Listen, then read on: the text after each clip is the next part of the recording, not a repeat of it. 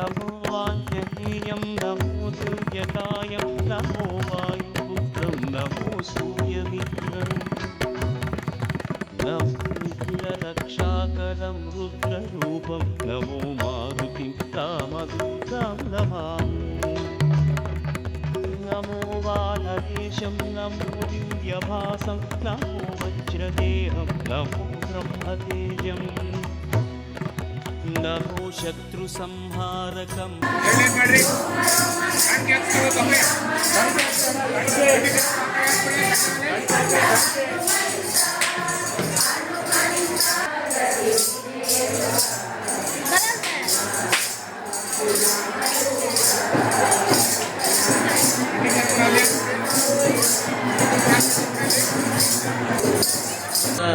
ತೋಳು ತೋಳು ತೋಳು ರಂಗ ತೋಳನ್ನಾಡೈ ನೀಲವರ್ಣದ ಬಾಲಕೃಷ್ಣನೇ ತೋಳನ್ನಾಡೈ ತೋಳು ತೋಳು ತೋಳು ರಂಗ ತೋಳು ತೋಳು ತೋಳು ರಂಗ ತೋಳನ್ನಾಡೈ ನೀಲವರ್ಣದ ಬಾಲಕೃಷ್ಣನೇ ತೋಳನ್ನಾಡೈ.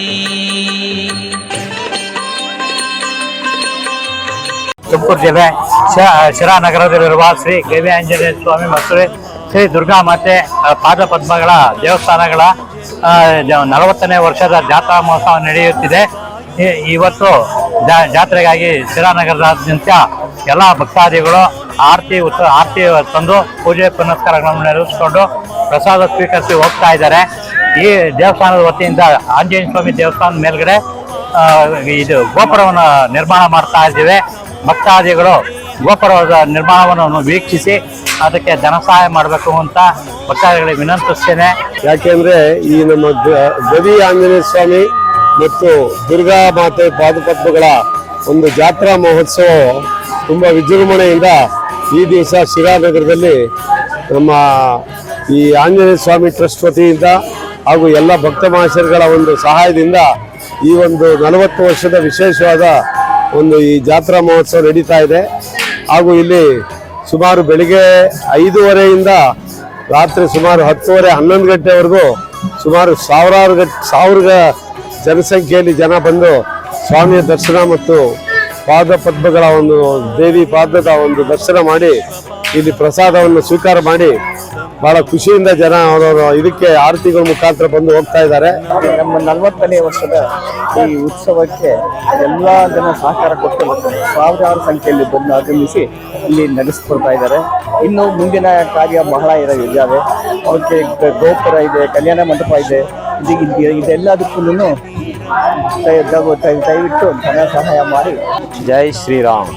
ಶ್ರೀ ಗವಿ ಆಂಜನೇಯ ಸ್ವಾಮಿ ಆರತಿ ದೇವಸ್ಥಾನ ಟ್ರಸ್ಟ್ ಹಾಗೆ ದುರ್ಗಮ್ಮ ಪಾದ ಪೂಜಾ ಟ್ರಸ್ಟ್ ಶಿರಾ ಇದರ ವತಿಯಿಂದ 40ನೇ ವರ್ಷದ ಈ ದಿನ ಆರತಿ ಮಹೋತ್ಸವ ಕಾರ್ಯಕ್ರಮ ತುಂಬ ಸಾಂಗವಾಗಿ ಯಶಸ್ವಿಯಾಗಿ ನೆರವೇರಿದೆ.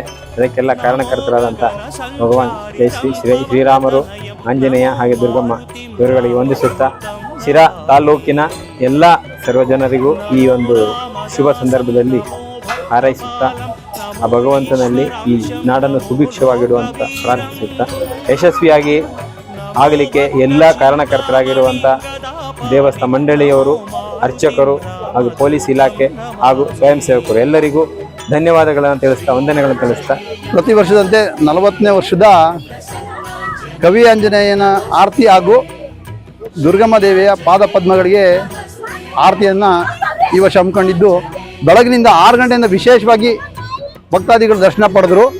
ಸರತಿ ಸಾಲಿನ ನಿಂತು ದರ್ಶನ ಪಡೆದಿದ್ದಾರೆ. ಇದಕ್ಕೆ ರಾಜಕಾರಣಿಗಳು, ಮುಖಂಡರುಗಳು ತುಂಬ ಜನ ಬಂದು ಇವತ್ತು ಈ ದೇವರ ಕೃಪೆಗೆ ಪಾತ್ರರಾದರು. ಅದೇ ರೀತಿ ಇವತ್ತು ಏನು ಇಲ್ಲಿಗೊಂದು 6 ತಿಂಗಳ ಕೆಳಗಡೆ ನಾವು ರಾಜಗೋಪುರದ ಕೆಲಸ ಅಂತ ಕೈಗೆತ್ಕೊಂಡು ಇವತ್ತು ರಾಜಗೋಪುರದ್ದು ಫಿನಿಶಿಂಗ್ ಆಗ್ತಾ ಇದೆ. ಇನ್ನೇನು ಇನ್ನೇನು ಮುಗಿಯೋ ಹಂತದಲ್ಲಿದೆ. ನಾವು ಈ ಒಂದು ಕಾರ್ಯದಲ್ಲಿ ಅದನ್ನು ಮುಗಿಸಿ ಒಂದು ಲೋಕಾರ್ಪಣೆ ಮಾಡಬೇಕು ಅಂದ್ಕೊಂಡಿದ್ವಿ. ಅದು ಆಗಿಲ್ಲ, ಸ್ವಲ್ಪ ದಿನ ಲೇಟ್ ಆಯಿತು. ಅದರಿಂದ ಮುಂದಿನ ದಿನಗಳಲ್ಲಿ ಅದನ್ನು ರಾಜಗೋಪುರನ ಲೋಕಾರ್ಪಣೆ ಮಾಡೋಂಥ ಕಾರ್ಯ ನಡೀತದೆ. ಈ ದೇವಸ್ಥಾನಕ್ಕೆ ತುಂಬ ಸಹಕಾರ ಕೊಡ್ತಿದ್ದಾರೆ ಸಾರ್ವಜನಿಕರು ಮತ್ತು ಭಕ್ತಾದಿಗಳು. ತನ್ನ ತನುಮನ ಧನ ಎಲ್ಲ ಕೊಟ್ಟು ಈ ದೇವ್ರ ಒಂದು ತುಂಬ ವಿಶೇಷವಾದ ಇದು ಜಾಗ. ಇದು ಏನು ಈ ಜಾಗ ಇದೆ 53 ಎಕರೆ ಜಾಗ ಬಂದು ಹನುಮಾನ್ ಆಂಜನೇಯಂಗೆ ಸೇರಿದಂಥ ಜಾಗ ಇದು.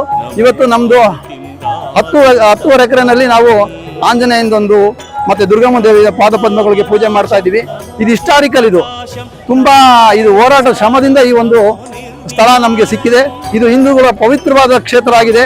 ಈ ಕ್ಷೇತ್ರಕ್ಕೆ ಸಾರ್ವಜನಿಕರು ಎಲ್ಲರೂ ಭಕ್ತಾದಿಗಳು ಸಾರ್ವಜನಿಕರು ಹೆಚ್ಚಿನ ಸಂಖ್ಯೆಯಲ್ಲಿ ಭಾಗವಹಿಸ್ತಾ ಇದ್ದಾರೆ. ಪ್ರತಿ ವರ್ಷದಂತೆ ವರ್ಷ ಹೆಚ್ಚಾಗ್ತಿದೆ ಹೊರತುನು ಯಾವುದೇ ರೀತಿ ಇದಕ್ಕೆ ಒಂದು ಸಣ್ಣ ಒಂದು ಕೊಂಕು ಬರದಂಗೆ ಈ ಒಂದು ಕಾರ್ಯಕಾರಿ ಮಂಡಳಿ ಪ್ರತಿ ವರ್ಷ ನಡೆಸ್ಕೊಂಡು ಹೋಗ್ತಿದ್ದಾರೆ. ಇದೇ ರೀತಿ ನಡೆಸಲಿ, ಮತ್ತೆ ಭಕ್ತಾದಿಗಳು ಹೆಚ್ಚಿನ ಸಂಖ್ಯೆಯಲ್ಲಿ ಭಾಗವಹಿಸಿ ಈ ಕ್ಷೇತ್ರ ಒಂದು ಪವಿತ್ರವಾದ ಕ್ಷೇತ್ರ ಆಗಿ ಬೆಳೀಲಿ ಅಂತ ನಾನು ಆಶಿಸ್ತೀನಿ.